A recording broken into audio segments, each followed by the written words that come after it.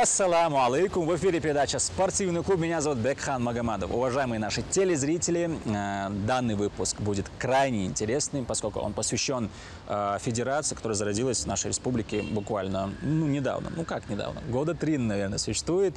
И что самое интересное, данной федерации я узнал только недавно. Это федерация кендо, друзья, которая переводится как «путь меча». Это фехтование, японское фехтование на бамбуковых мечах. Мы сейчас узнаем, как данная федерация живет, чем она занимается. И тренировка сейчас началась. Опаздывать никак не хорошо.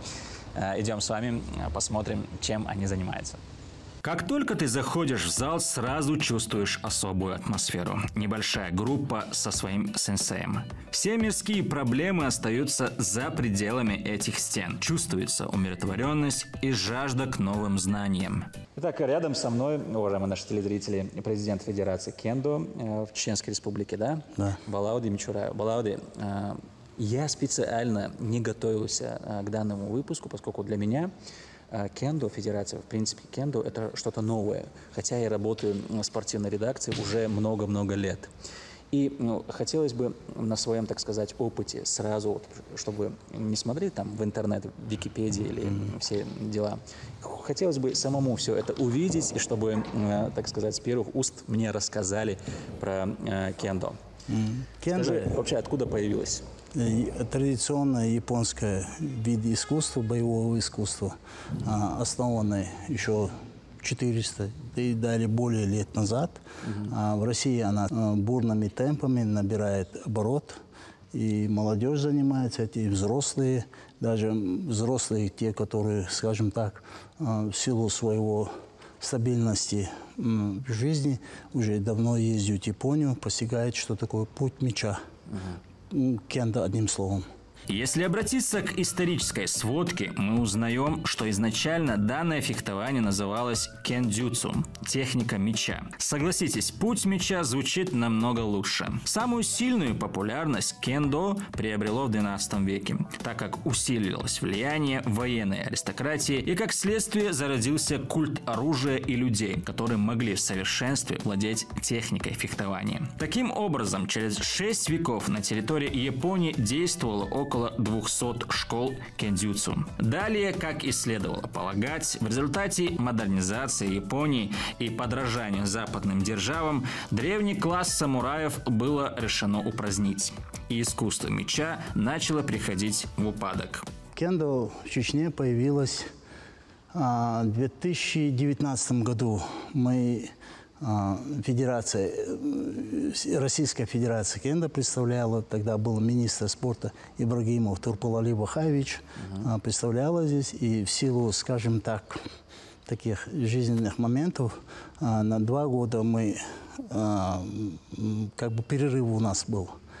После этого вот, в апреле месяце этого года начали набирать студентов, занимались, видите, и студенты, как бы у меня хотелось бы, конечно, чтобы они в силу национальных традиций кендо наделились, но как бы сейчас мы не можем это себе позволить, потому что группа еще очень маленькая.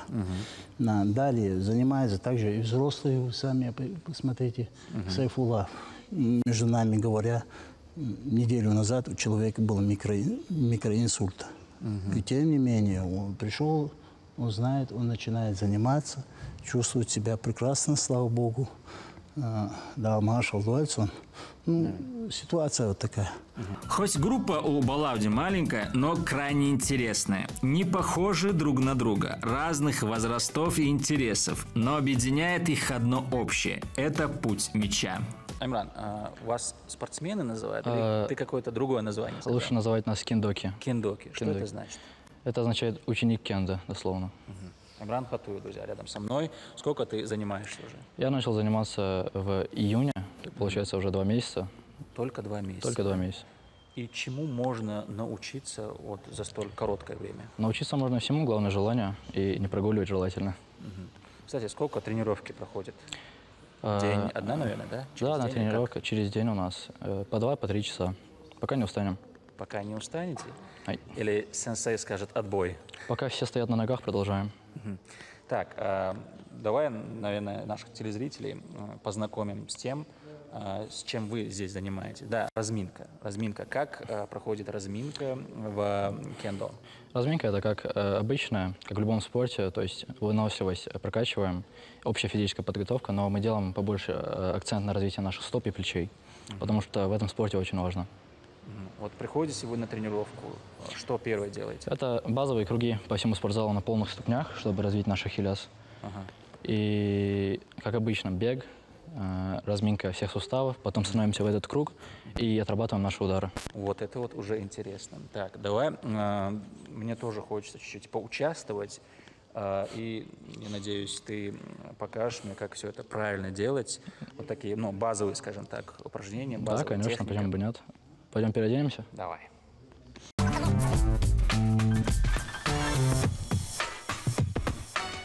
Так, а мы сейчас будем выполнять упражнения.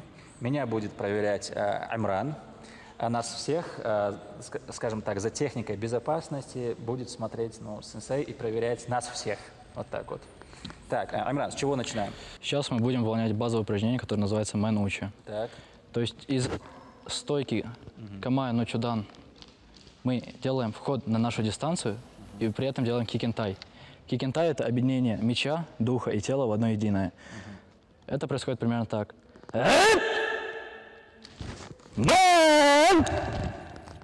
Кинсен, верхушка мяча, смотрит в горло противнику. Это часть тупая часть мяча, она всегда смотрит на вас. Тупая. Кинсен строго в горло противника. Так. Руки расслаблены, плечи тоже. Становимся вот в такую стойку. Правая нога чуть впереди, чем левая. Входим на нашу ударную дистанцию с кикентаем. То есть собираемся, кричим и делаем шаг вперед, медленный. Так. С криком. Кричать надо, да? Обязательно. Что кричать? Что угодно. Все понял. Так, вход плавный, наверное, да? Да? Свободно. И поднимаете меч, шагаете на него и наносите удар в мэн по голове. Да, примерно так. Проходите, это называем жезаншин. Примерно так. У сенсея свой путь в спорте. Он изучал различные виды единоборств, жил в разных азиатских странах, постигая и учась новому. Но остановился на кендо. Давайте узнаем почему. Расскажи, пожалуйста, как ты сам, Балаудин, начал заниматься и почему именно вот это вот направление выбрал в спорте? Да, Такое нетипичное для чеченцев. Понимаете, тут вопрос даже был связан с спортом. Дело в том, что много лет занимался карате, там все возможные выбирал себе направления, там киокушинкай, там корейский тэквондо. Ну, выбрал для себя хапкидо. Долгое время жил в Корее, занимался, практиковал. Потом получилось так, что вернулся в Россию, и уже и здоровье не позволяло заниматься таким динамичным видом спорта, как киокушин, как бы силовой вид спорта. Конечно, да, чересчур активно. Да. И возраст не позволял. Ну, потихоньку увидел старого своего знакомого Чихару Шираиши сенсея. Познакомился с ним, он жил на Сахалине, познакомился с ним и так начал ходить. Потом, как бы 3 месяца спустя у нас соревнования были, человека не хватало, меня пригласили в команду. И, по кендо, да, получается. Да, в кендо. И получилось так, что как бы 3-е место занял. Но я не регалист по натуре, но понравилось. И в силу своего возраста, и в силу своего как бы настойчивости мне очень понравилось кендо. Почему? Потому что как бы она дает правильные уроки в жизни. Ну, там, я не говорю там о патриотизме, а само как бы... Воспитание, наверное, воспитание, да? И вот это выплескивание отрицательной энергии путем киая, ну, мне понравилось. И пошло-поехало. Уже 17 лет не могу меч положить. Уже 17 лет вы занимаетесь? Машаллах. Ну, по-любому наших телезрителей сразу возникнут вопросы. чеченец в Корее. Это крайне интересно, на самом деле. Чем вы там занимались? Чем я там занимался? Жил, работал, спортом занимался. Все. Крайне интересно, на самом деле. Потом Дальний Восток. Дальний Восток, да, там поселился. Уже 27 лет я провел на Дальнем Востоке.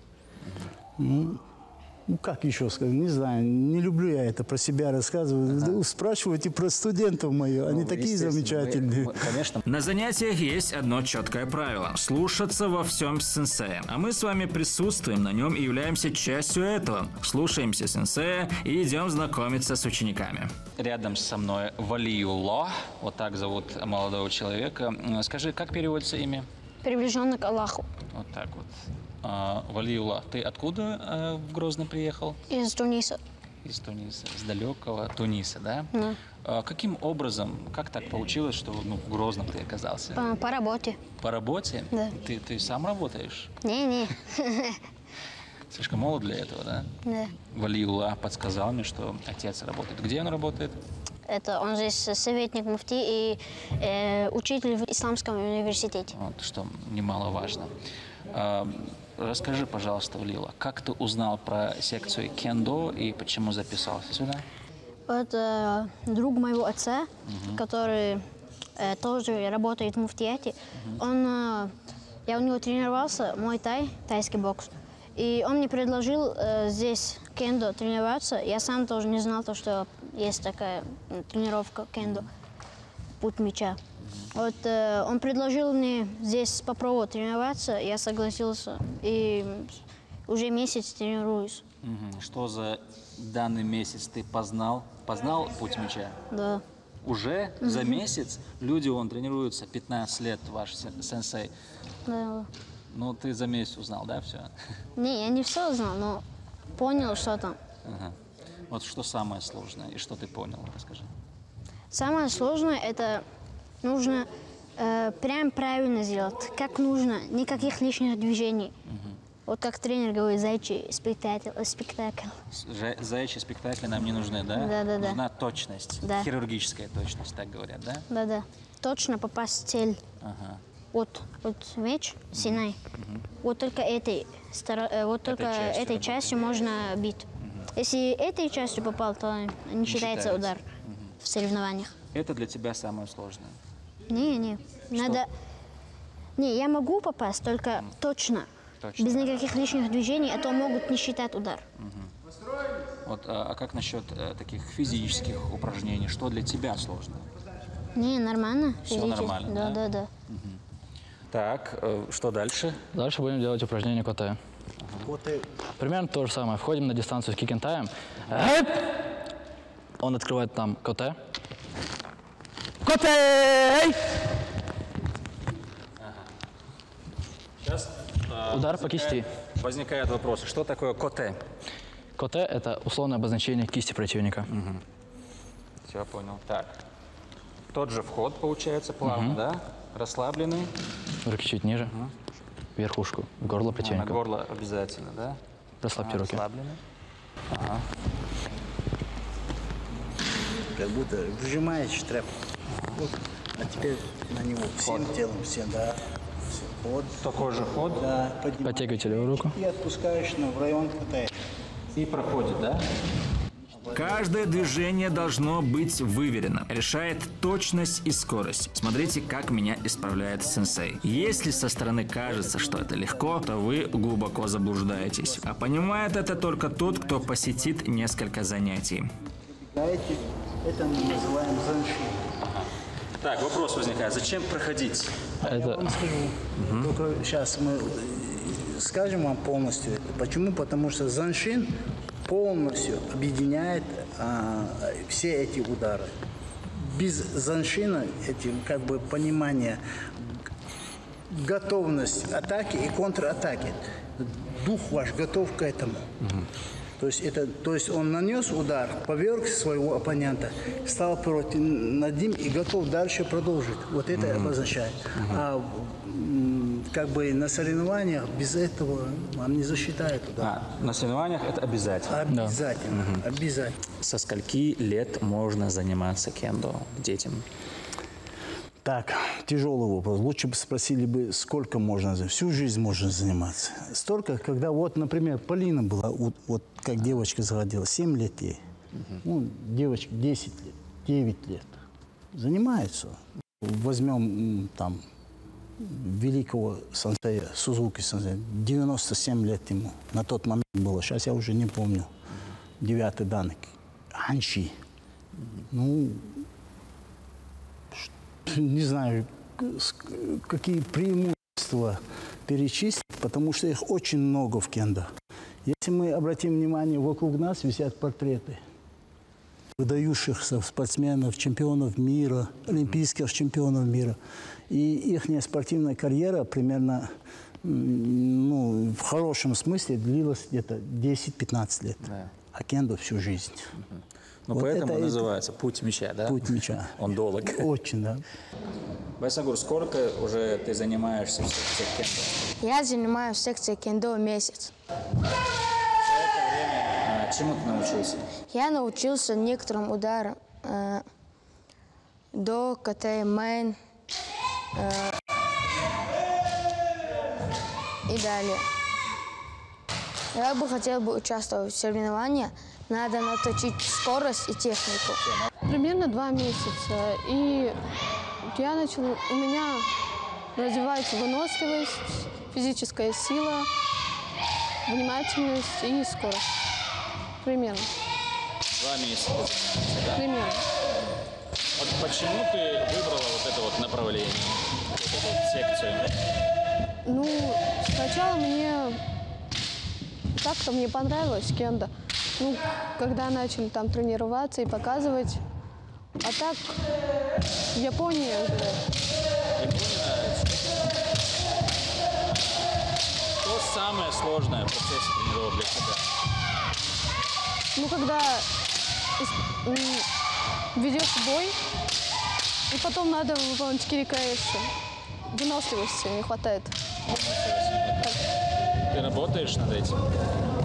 Расскажи, пожалуйста, вот как ты узнала, что есть данная секция у нас? Мне рассказала подруга, соседка Аиша. Она тоже занималась? Да, она здесь занимается. Хотелось бы тебе на соревнованиях участвовать? Очень сильно. Хотелось бы там увидеть соперников, оппонентов. Ну и выиграть, конечно же. Удар до. Сейчас будем. Я прошу прощения, пока они изучают до, поэтому у него может быть кривой, там не обращайте на него, не сильно судите, скажем так. Я представляю, какой кривой у меня это будет удар. Все точно так же. Входим на дистанцию с кикентаем. Так. Делаем замах. Удар перед собой до. Отпускаете одну руку. И начинается движение с левой ноги. Так, ну попытаемся повторить, так сказать, замедленно, да? То есть мы входим. На дистанцию. Как обычно, да? Ай. Вот, правильно. Поднимаем. Перед собой наносите удар. Так, я же должен... Вы должны были еще ближе подойти. Вместе с шагом отпускается. Меч опускается, вот этой рукой? Да, и пробегает. Не, зачем это? Наклоняться не надо? Не надо, вот, всем телом выходите, вытаскиваете.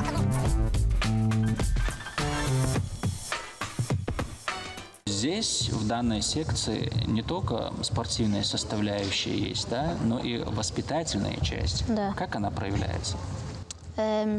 Дисциплина. Вот, нужна дисциплина, не лишних разговоров. Ну, максимум можно сказать просто «ай», это типа «да» на японском. Можно просто сказать тренеру «хорошо» и все. Хорошо как будет? «Хай». Хай. Да, да. А какие есть еще слова, которые может сказать ученик? Ученик больше ничего не может. Больше ничего не может? Да, Он просто дисциплина. слушает? Можно, если руку поднял, тренер разрешил что-то сказать, спросить. Ага. Ты, я видел, там отжимался, там какие-то правила ты там Да, нарушил. это... Что да, это да. было? Там, я лишнее сказал. Вот, он мне говорит, мы здесь, я с ребенком здесь стою, как ты начал ударить? Там в доспехах девушка была. Я начал упражнение, он сказал, я здесь стою. Я сказал, эта девушка в доспехах, она сказала, можно, ничего. Он сказал, а ну-ка, отжался. Я начал отжаться из-за того, что это сказал. Надо было просто хай сказать. И Как все. ты считаешь, это правильно или нет? Правильно. Правильно сенсей поступил? Да, я с ним поспорил. Поспорил, да? Да. Но это, я думаю, вообще запрещено в данном виде, Да. да? В кендо применяется вот такой вот меч. Он называется синай. Это традиционное соревновательное оружие, бамбуковый меч. Вот эта сторона считается традиционно тупой стороной. Удар наносится обязательно вот этой вот частью, даже, видите, отмечено. Ну, это бамбук, 4 полоски бамбука, скрепленные. Меч очень легкий, но если хорошенько попасть, то больно бывает. На этот раз мы входим чуть дальше, чем обычно, с кикентаем. То есть он обратно отходит. Да, А почему он обратно отходит? Чтобы не убить ее, А?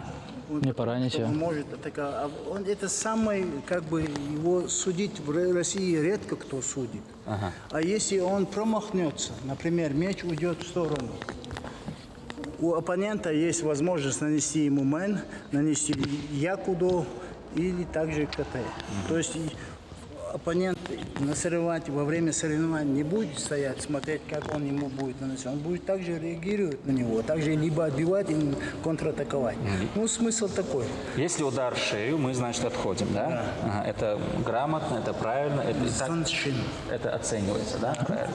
После основных упражнений мы попросили сенсея показать нам поединок, приближенный к соревновательному. Балауди, как на соревнованиях? Да, приближенно к соревнованиям. Почему? Ну, примерно. Почему? Потому что на соревнованиях бывает 3 судьи. Сёсин и его помощники. В данный момент мы примерно судим. Да, получается. Всё. Тут сейчас они поприветствуют друг друга, и тут начинается команда. Хаджмай. То есть они начинают работать. Хаджмай!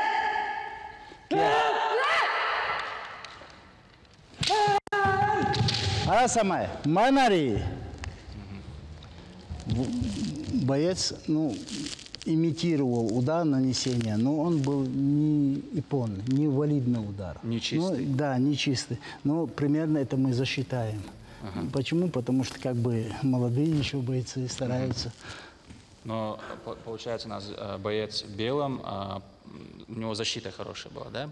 Правильная защита? Да, она не дала ему пройти. То есть он не дал Заншин сделать. То есть пройти не дала возможности. Сейчас мы увидим следующий эпизод боя, да? Посмотрим. Но сам поединок длится 5 минут, либо до 2 или до 3 очков. То есть либо 2-1, либо 2-1, одним словом, счет. А ипон считается как дзюдо? Завершающий, скажем так, поединок? Нет, тут 2 ипона должно быть. 2 ипона. Да. Хаджмай! Арасамай! Катари! То есть боец сделал КТ учи. То есть он рыпнулся, она нанесла уже ему удар. Так. Кстати, девушка. Раяна Гамаргаева, Раяна наша, нанесла ему удар. То есть сейчас получается 1-1 счет. 1-1. Да. Как бы гендерного деления здесь нет, возраст одинаковый, поэтому их шансы уравнял меч. Ага. Продолжаем? Продолжаем. Хаджмай! О.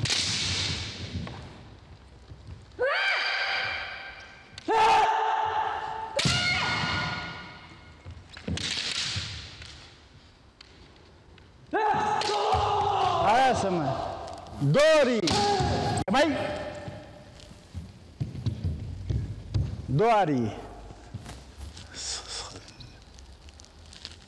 Сёбари. Что сейчас произошло, я То так есть, понял. то есть второй боец имитировал удар до по животу. По животу. Да. И бой закончился. Вот он, например, 2 месяца только занимается. То же самое, ребенок занимается только 2 месяца. Они стараются, но у них очень-очень хорошо получается. То есть за промежуток, скажем так, времени вот такой, а освоение материала большой, очень большой. Поэтому я, хочешь не хочешь, вынужден был одеть уже доспехи.